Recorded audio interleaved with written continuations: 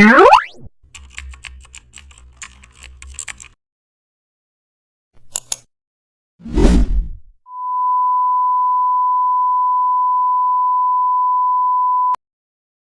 back to the channel and don't forget to like, share and subscribe for more updates. Today we are diving into an exciting tutorial, how to extend sky area for banner designs.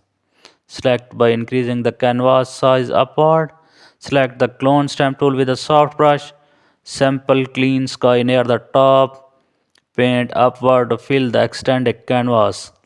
Keep stroke smooth to match gradients.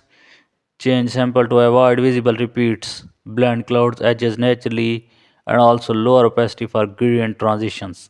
Fix color mismatch slowly and add more strokes for smoother sky. Zoom out for overall harmony and also softness. Harsh transitions keep the sky look wide and natural, and now your sky fits perfectly in